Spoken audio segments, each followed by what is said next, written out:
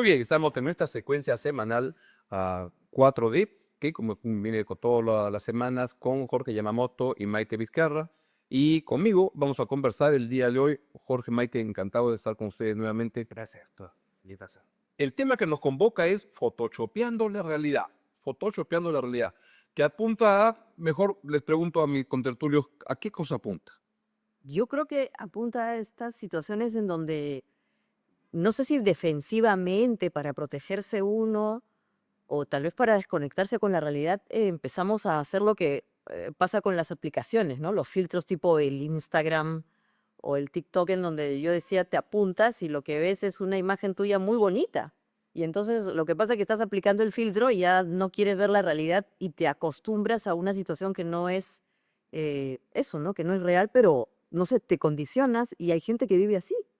Exactamente. La persona psicológicamente sana se acepta tal como es y sobre ese punto de partida va mejorando, pero en cosas saludables como sus valores, su profesión, su calidad de vida familiar.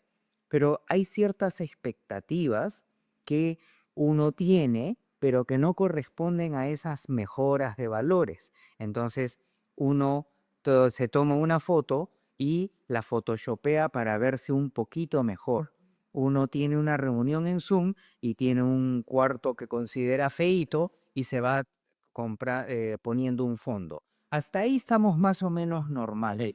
Pero, ¿qué sucede? Que cuando nuestra realidad es insoportable para nuestras expectativas, empezamos mentalmente a meternos filtros, a photoshopear y creérnosla. Y entonces en una situación extrema, cuando yo tengo muy poca aprobación pública o privada, empiezo a desconectarme con la realidad y eso puede ser muy peligroso para la persona y su bienestar, pero cuando se tiene un cargo público para la nación. Estamos hablando de Dina Boluarte. No solo, no sé, por lo que están diciendo puede haber photoshopeos válidos. Recuerdo en una mesa como esta, trabajaba en un radioprograma del Perú, Presión de Noticias, y en la campaña del 2006, Alan García era candidato y lo hemos entrevistado 6, 7 veces. Y la primera vez que fui a la campaña me dijo, señores, ¿le puedo pedir un favor? La silla donde está usted sentado es la que justo es mi ángulo. Entonces cada vez que venga se puede arrimar, encantado, le dije, yo no postulo nada, así que usted sí, y me arrimaba y él tenía su mejor ángulo.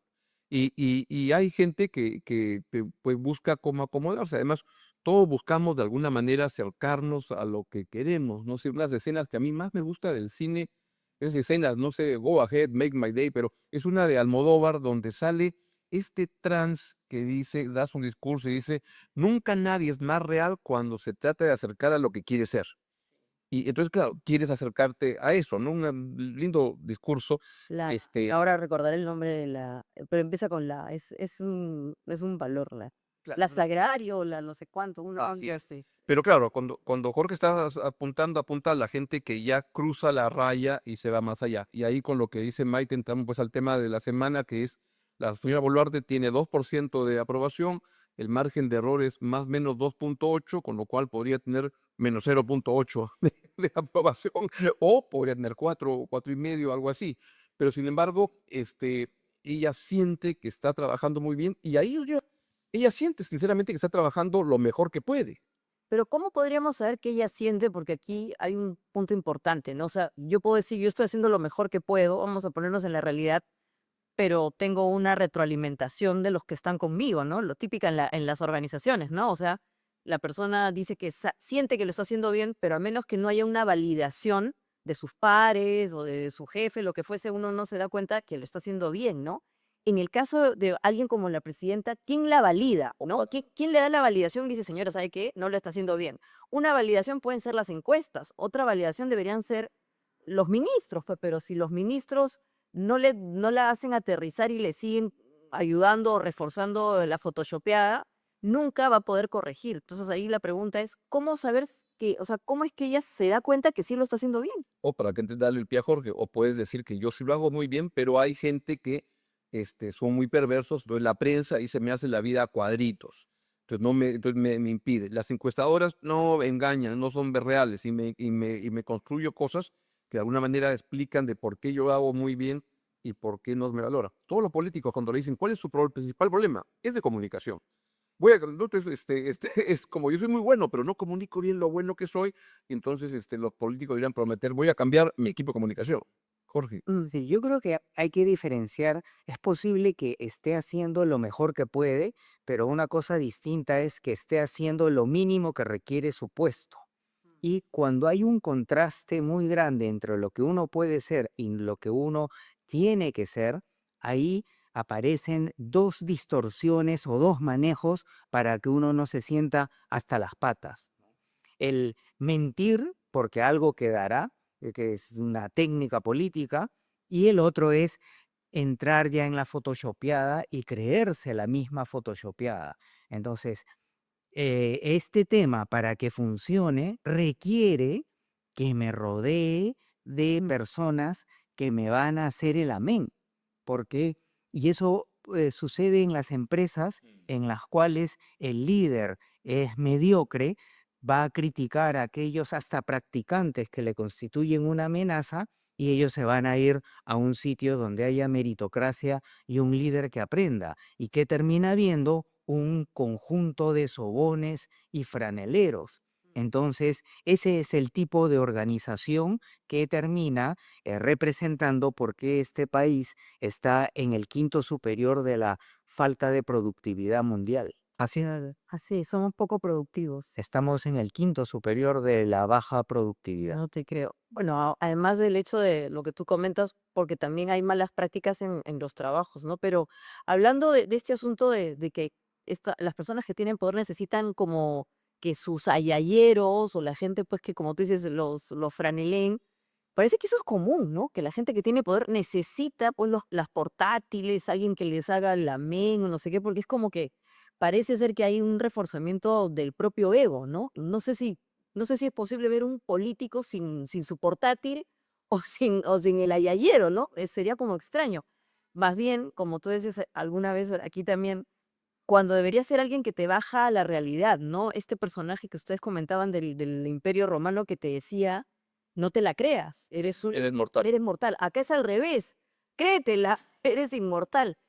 Por eso digo, ¿quién la valida? O sea, ¿quién valida a alguien que tiene poder como el presidente o la presidenta? Sí, y en contraste, los líderes altamente exitosos, cuando contratan a sus colaboradores y le dicen qué bien, les molesta, porque yo no te he contratado para que me hagas el amén, sino tú tienes que saber más que yo en el área específica de tu especialidad.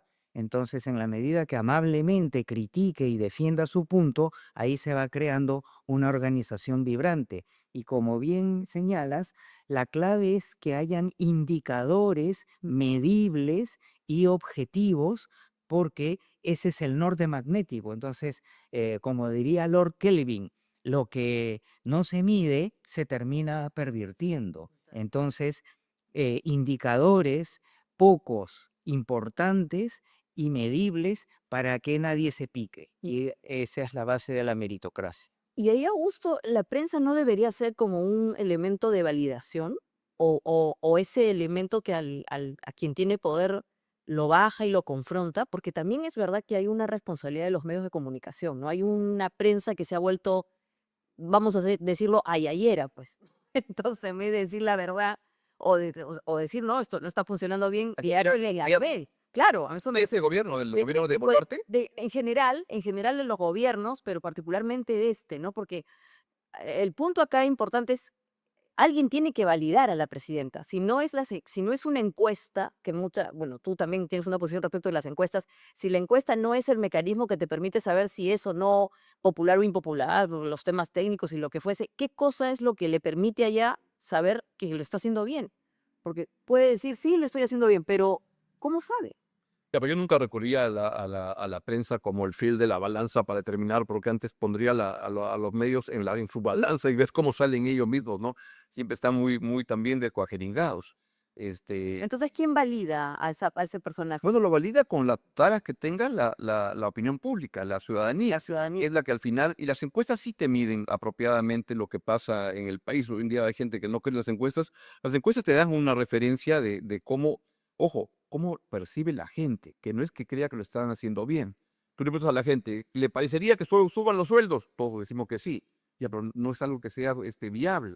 Repartimos el nuevo, la AFP, la seguimos rompiendo como piñata. Ya, que así rompamos. Y cosas como esas, ¿no? Es el Entonces, populismo, ¿no? claro, tampoco la opinión pública te dice lo que se debe hacer, sino lo que quisiera que se haga. Tal cual. Y las personas mismas pueden desear algo para ser felices, pero eso que desean no las va a llevar necesariamente a la felicidad. Claro. Entonces, digamos que los peruanos sabemos que necesitamos prosperidad, paz, tranquilidad, seguridad, meritocracia y una perspectiva para el desarrollo familiar. Entonces, empezar a sacar indicadores, ¿no?, de salud, objetivos, de educación, y no solamente la que sepan sumar, restar y hacer poesías, sino el desarrollo personal de la empatía, la conciencia, la ubicaína, que es de lo contrario de lo que estamos hablando, ¿no? La ubicaína es el anti-Photoshop. Entonces, con esos indicadores que no siempre son los adecuados en el uso general, como los índices de pobreza, o como la prueba PISA, entonces creo que con esos indicadores sí tendríamos una evaluación de la gestión de un gobierno. Mm. Ahora, hay países en donde, por ejemplo, se usa la tecnología para darle la retroalimentación a quien gobierna, ¿no? El concepto este de la rendición de cuentas o la accountability es que tú te sometes a la ciudadanía y le preguntas, bueno, ¿qué tal lo estoy haciendo? ¿No? O sea, ¿lo estoy haciendo bien? ¿Lo estoy haciendo mal? Pero hay esa disposición, ¿no?, de querer también enfrentarse al escrutinio. Aquí es al revés, ¿no? Aquí parece que no les gusta que los vean y más bien todo es el secretismo, todo el tema, por ejemplo, en torno al asunto de que si se va o no a aumentar el sueldo, ¿no? Esa opacidad en torno a, no, yo no he mandado el documento, sí mandé el documento, cuando debería ser una cosa pública, saber si ella en verdad sienten que necesita ganar más dinero porque es la mandataria, porque políticamente le conviene, se hace un debate público en donde justamente se releva o se destaca el asunto, pero acá es calladito. Pero ¿qué sabe la gente? Yo no quiero ser peyorativo, pero ¿qué sabe la gente de esas cosas? Yo no solamente estoy hablando Pero de la ciudadanía. no pedir a la gente, ¿cuál debe ser el sueldo del presidente de la República? La gente va a decir el mínimo. Bueno, pero por eso digo, ¿Tiene razón? No. bueno, una parte de la ciudadanía, pero también están las universidades, están los expertos, en fin. Es todo ese conglomerado que podría también validar y decir sí o no o no. Y ahí, pues, obviamente tendrías que hacer una ponderación, ¿no? Pero yo creo que ahí tiene que haber esa disposición también a rendir cuentas, ¿no? Yo creo que particularmente en el Perú los políticos no les gusta eso, no quieren. Y Piensen que está mal. Y esa disposición reposa en que si tú haces las cosas correctas, si eres competente, lo que quieres es demostrar eso. Pero si eres lo contrario, no vas a estar motivado y vas a encontrar maña y media para voltear las reglas y seguir photoshopeando tu realidad y que no se te vea incompetente y corrupto como eres. Tengo una teoría de la rendición de cuentas, porque también es cierto que cada presidente puede tener su propia idea de lo que se debe hacer y no. Es que un país es bien plantado, lo que debería tener es metas de largo plazo, de mediano y largo plazo, donde que van y que hay un consenso que estos van a ser nuestros objetivos para los próximos 30 años. Y entonces el presidente que viene puede hacer cambios sobre algunas cosas, pero hay compromisos básicos que tiene que cumplir. Claro, verdura. Y la anemia infantil debe bajar a tanto. Y entonces, y compromiso como eso, por lo cual tú deberías cumplirlos. Tú a los candidatos le preguntas a toditos, ¿cuánto es la anemia infantil ahora? Nadie sabe, pero nada de nada. O sea, ni siquiera han tomado el trabajo de medir, de pensar, de leer, en absoluto. Sí, y en esa línea, la política pública basada en evidencia es fundamental, Totalmente. ¿no? Entonces, tenemos los indicadores salud, educación, bienestar, y se tiene que mejorar la educación. ¿Qué dice la ciencia de cómo mejorar la educación en el contexto peruano? Y se tienen, digamos, 5 ideas de los políticos, los técnicos. Correcto. Ahora, evidencia manda. Se hacen estudios, experimentos, pilotos y se encuentra cuál es la mejor y se implementa eso.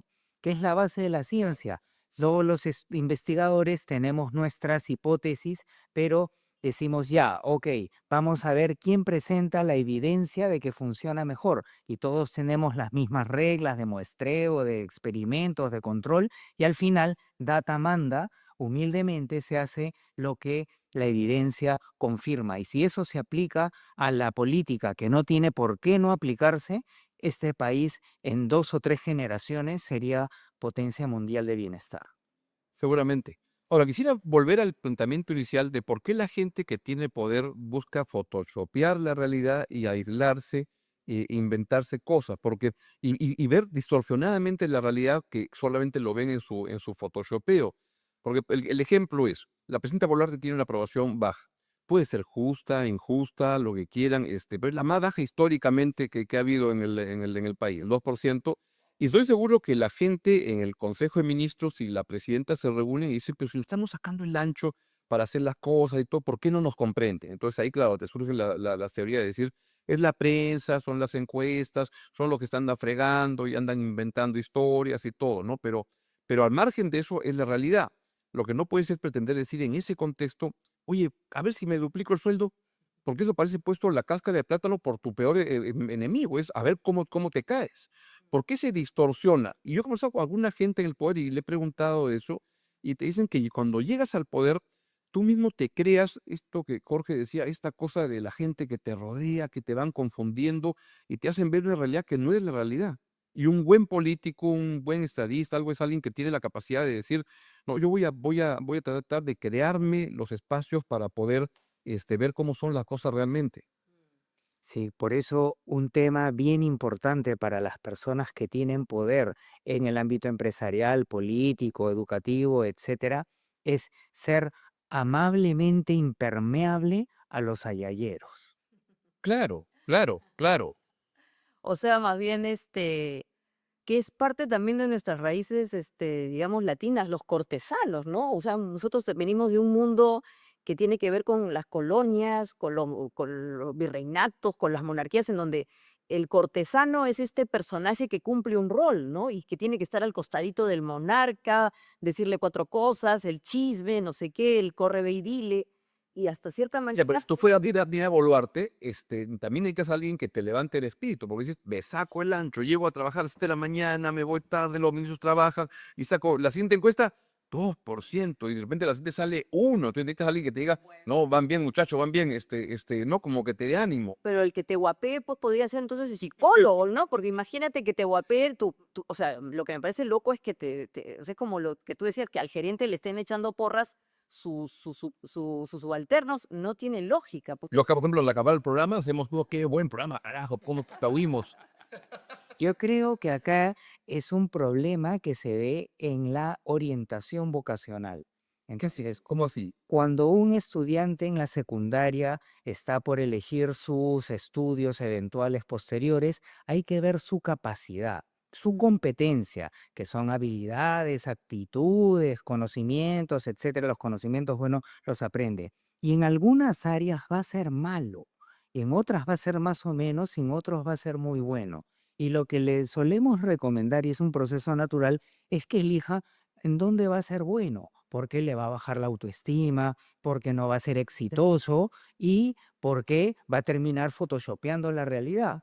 Entonces, el problema es cuando una persona no pasa por ese criterio de selección profesional, ¿no? Te vas dando cuenta que en la universidad das para aquí, das para allá. Empiezas a cambiar de trabajo y te das cuenta que aquí rindes más, rindes menos. El problema es cuando te encuentras con la combi espacial vacía y de un salto te ponen en un trabajo que no ha sido meritocráticamente adquirido. Entonces ahí te das cuenta que no la haces, y ahí la probabilidad de que photoshopees tu realidad es mayor o que digas, caballero, no sirvo para esto.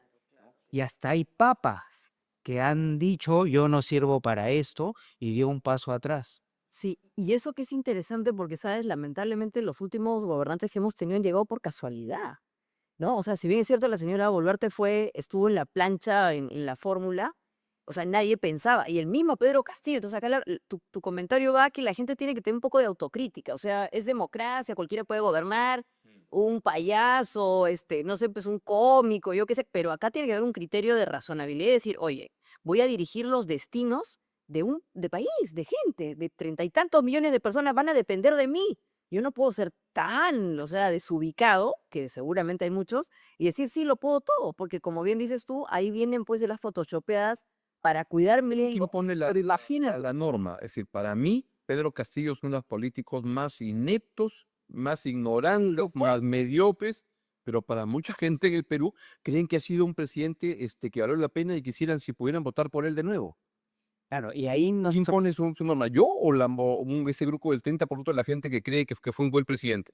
Pero como no, pero digo, pero ahí viene la propia autocrítica. Yo no sé si hay esa capacidad de decir, bueno, sí, la gente me quiere, pero yo no sirvo para esto. conociendo al ser humano va a ser más Photoshop que autocrítica. Mm. Por eso se hace un perfil de puesto para cajero, para empleado de limpieza, para gerente y todo lo que hay en el camino. Entonces son los conocimientos, habilidades, actitudes que tiene. Entonces tiene que haber, pues, por Dios santo, un perfil de presidente, también filtros de salud mental dentro de los cuales debería estar el narcisismo, porque basta ver a, yo diría, un porcentaje importante de candidatos que así el narcisismo les salpica peor que a Donald Trump, y eso es tremendamente dañino. Entonces, teniendo ese perfil y resolviendo el problema de quién lo hace, porque sí se puede resolver un consenso de técnicos especialistas para que haya un filtro, para que no vuelvan a haber personas peligrosas, engañamuchachos o engañaelectores en las próximas elecciones, que sigue siendo un gran riesgo. Pero ahora se supone que ese proceso meritocrático, Jorge, debería hacerlo el partido político, ¿no? Porque esta gente llega a través de organizaciones que son los partidos políticos, ellos deberían chequear, pues, o sea, tenemos este que es capaz, que no tiene anticuchos, o este que el otro, que es lo que justamente se está produciendo en este tiempo, ¿no? La democracia interna que ahora se está desarrollando implica que tengo un montón de inscritos que quieren lanzarse a la presidencia, pero tienen que competir y alguna cosa tendrán de bueno como para competir. Se supone. Asumiendo que el partido político es una organización honesta y competente que busca el bien del país, pero si son organizaciones que ocultan el crimen organizado que está tomando el poder en el Perú y en muchas partes del mundo, estamos fritos. Esa es la situación, de verdad que sí. O sea, al final ese filtro lo debería hacer el partido político, pero si no lo hace el partido político, ¿qué hacemos? Estamos Claro, perdidos. pero de Perú eso es pedirle peras al olmo, ¿no? Los partidos políticos son, en general, No todos, pero hay el gran porcentaje. bueno, los 44, 43. No hay que ser injustos, pero digamos que sí es verdad que algunos, por ejemplo, tal vez van a hacer digamos, van a hacer su proceso. Nosotros estamos vinculados a un proyecto interesante que se llama Radar Tolerancia Cero, el RTC, que está buscando que los partidos políticos escaneen a su gente para que más o menos puedan ir a las elecciones con gente que tiene pocos cuestionamientos, ¿no? Pues claro, o sea, uno dice, no, pero yo no le pago los alimentos a mi hijo, ya, ¿qué importa? Y me lanzo a la candidatura. Oye, pero ¿y en tu casa? Pero en la práctica es cuánta plata tienes y cuánto me vas a apoyar, y al final son engranajes. Entonces, el que está más metido que en las conexiones para que progrese su organización criminal es el que va a ser elegido. Entonces, tenemos que ser conscientes de eso para crear mecanismos, el realpolitik, para poder frenar eso. Y ahora empezando las elecciones, ¿cómo debería ser alguien que se quiere lanzar? O sea, imagínate, con todo este contexto que estamos planteando, ¿qué podría ser interesante para un candidato o alguien que quiere entrar al Congreso? ¿Qué debería decir? Acá está, Sí, ¿quieres ahora, abrir? lo que ahora viendo las elecciones, los que se quieren lanzar del puente Villena, cuando ¿Qué deberían decir? Aquí está mi prueba psicológica. Estos son, o sea, ¿cómo podríamos, o sea, aprovechando esto, qué se recomendaría? ¿Qué debería hacer ese candidato o esa persona que quiere ir a... O sea, ¿sería democrático poner ese tipo de filtros? O que él o que la persona lo ponga o lo diga. ¿Tú crees que lo valoraría bien la gente o nada que ver? Yo lo veo de la siguiente perspectiva. Yo he conocido a algunas personas competentes y sanas, pero han dicho de ninguna manera me meto a ese pantano de puntos suspensivos. Entonces, ese creo que es el problema de fondo. Y si supuestamente de manera heroica llega a entrar al sistema, el sistema lo expulsa, pues, porque va a ser una molestia, va a denunciar la corrupción y si los que gestionan la corrupción son corruptos, entonces, por teoría de los engranajes, el engranaje que vuela es el outlier, el honrado. Entonces hizo bien Carlos Añaños, ¿En qué? en que él dijo que quería entrar, pero que como encontró que había cosas medias extrañas en el partido, se quitó, ¿no? Yo creo que hizo mal porque se peleó con el dueño De la la frazada. frazada de Tigre y luego la pasada de Tigre se murió. Si hubiera quedado, él sería candidato. Así es la vida. Pero, pero yo quiero preguntarles, ¿la gente tiene derecho a photoshopear su realidad para poder vivir? Y lo que les planteo es los electores, los peruanos. Lo que siento es que hay un alejamiento de la realidad y tú ves las encuestas como hay 75% de gente que dice no me interesa la política, nada o muy poco. Entonces dices, yo me quiero aislar de esta vaina, esto ya me cansé de ver algo que es tóxico, los mochachos, lo que pasa es busco como aislarme y me avisan faltando 2 semanas que hay que ir a votar y ahí veo cómo hago, pero por salud mental quiero alejarme de todo esto. Y Photoshop es una realidad que no, que te la creas, ¿no? Y te aíslas y cortas una parte importante. Sí, yo creo que yo lo respondería no sobre la pregunta es que si la gente tiene derecho, sino que si psicológicamente es saludable. Claro. Entonces, todos photoshopeamos queriendo o sin querer. Entonces, en cierto nivel, a la hora que elegimos qué nos ponemos, nos vamos a buscar poner lo más Algo feo, queda mal. a menos que sepamos que eso nos va a ayudar. Entonces, cierto grado de gestión de la autoimagen es saludable, pero conforme nos vamos desarraigando de la realidad, eso no nos ayuda en nuestra autoestima porque la inflamos, no la fortalecemos. Recordemos que la estima es la aceptación incondicional de quién soy yo como soy y la motivación de ir mejorando en lo saludable. Entonces, el problema ya en el ámbito político creo que no es tanto lo del photoshopeo, sino, o sea, se ha dicho y recientemente hay personas que están diciendo que, y siguen diciendo que tenemos que saber votar de manera educada, pero ¿qué voy a votar en la cueva de Alibaba y los 40 congresistas? Entonces el tema es hacer una preselección de gente sana y ahí la gente se va a informar. Entonces, la gente que se va a meter a leer todos los prontuarios cuando no hay esperanza de que alguno de ellos sea bueno? Entonces, creo que el tema es de reclutamiento y preselección, no de educación electoral. Tal cual. Ahora, pocas democracias usan eso, ¿ah? Por ejemplo, ahora hay un debate en Estados Unidos en que comienza a haber la sensación, con algo de base, creo yo, de que el señor Trump está entrando a una etapa de locura senil o que está hablando, se está volviendo un tipo raro. Y entonces dice, oye, ¿por qué no le aplicamos los mismos criterios que a Biden se le debió aplicar para ver si este señor está en sus cabales, si no ha photoshopeado su realidad? Porque cada vez está siendo más volátil, cambia opiniones, habla tonterías, a Putin le dice, eres un loco. Entonces uno dice, este hombre está perdiendo, ¿no? Y claro, tiene una edad en que uno puede pensar que él tiene un riesgo como ese.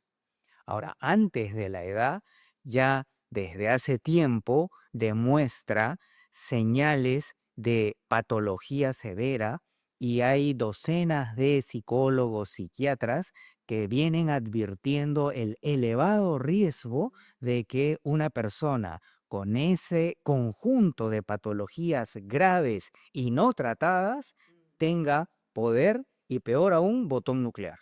Claro. Terrible. Bueno, y lo de Putin es curioso, ¿no? Porque se le está volteando. Ahora le está diciendo, se ve al otro lado, parece que fuera su enemigo. Bueno, yo siento que este Trump le da mucha cuerda a Putin y en un momento se ha dado cuenta que Putin lo estaba cojudeando. Y entonces dice, ¿cómo hago para no quedar tan mal? Porque él ha venido y todo le decían, no, te está tonteando, te está tonteando. Y ahora le ha dado sueldo, no sé, claro, le da tiempo y mete a Ucrania la ofensiva esta semana es pero salvaje. Claro. Ahora, sobre este tema de la selección que tú dices, ¿no? O sea, y el Perú, no sé, se supone que los partidos políticos deberían hacer esa selección, ¿no? O sea, ahora, como tú has dicho, los partidos políticos son en verdad bandas, la gran mayoría, no hay que ser injustos con otros, delincuenciales, o en todo caso son muy permisivos con esas prácticas, ¿no? Hay una percepción importante ahora de esta encuesta que ha salido recién de CPI, ¿no? Lo de que la población cree que en estas próximas elecciones la minería ilegal va a financiar campañas y seguramente lo va a hacer, ¿no? Entonces, Lo viene haciendo. claro, creo que ya En todo eso. tremendo, ¿no? Pero sí ya, o sea, con congresistas puestos, así, hasta bancadas podrían darse. Y claro, yo creo que la población seguramente va a decir, yo quisiera saber si este congresista, quién lo financia, cómo lo financia, porque probablemente eso también le ayuda a discriminar, como tú decías. Entonces, hay elementos que te pueden ayudar. Si no es capacidad, por lo menos saber que el pata ha tenido ha hecho el pare y obviamente no se ha juntado con esa gente, ¿no? Al menos. Sí, pero el problema es que la desesperanza es tan grande que ya la gente no se da la molestia ni de salir a marchar, ni de revisar las hojas de vida, ni siquiera de pagar su combi para ir a votar.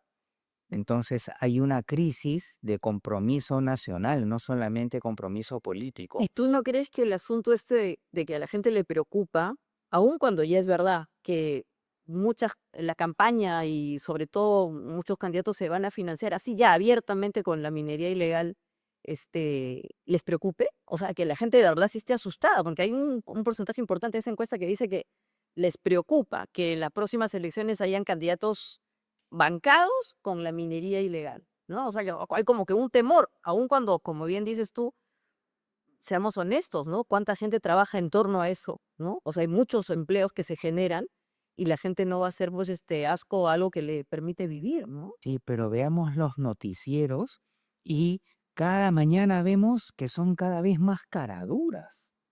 Claro.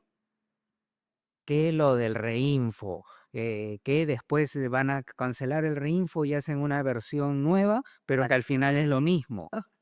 Que lo de la duplicación del sueldo, que el tema tal, tal y cual. Entonces, la tendencia es que ya son muy caraduras y aprovechan que la población ya ni se subleva por eso hasta que toque fondo y ahí sí puede haber una reacción que no necesariamente va a ser Mm.